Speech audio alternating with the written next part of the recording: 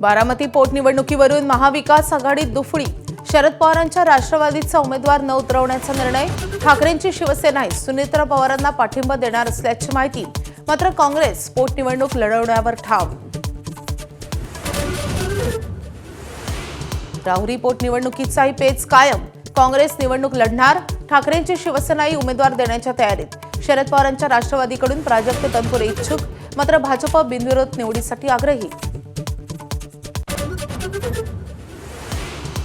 नव्या भारतीय जहाजानं ओलांडली हॉर्मुझची सामुद्रधुनी।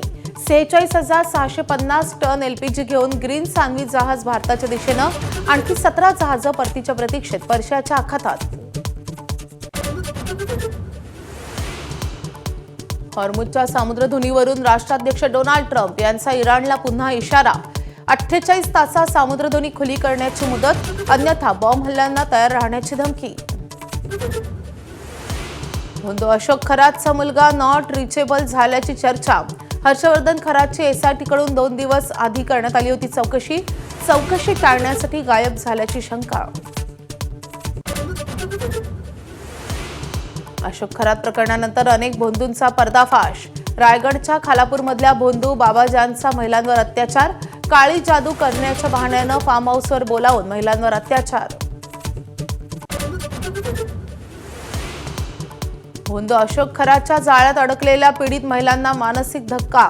8 ते 9 पीडित महिलांनी मानसोपचार तज्ज्ञांची घेतली भेट। पीडित महिला नैराश्याच्या गर्तेत असल्याची माहिती।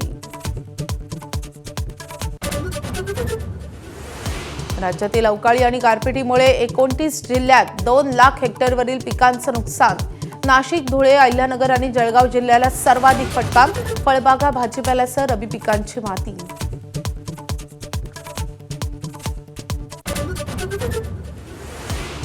धाराशिव जिल्ह्यात सायंकाळी 7 ते रात्री 9 या वेळेत टीव्ही, मोबाईल बंद।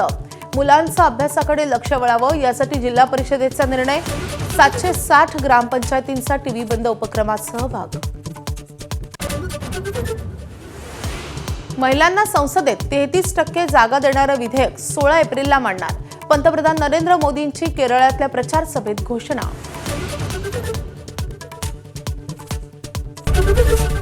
एबीपी माझा, उघडा डोळे बघा नीट।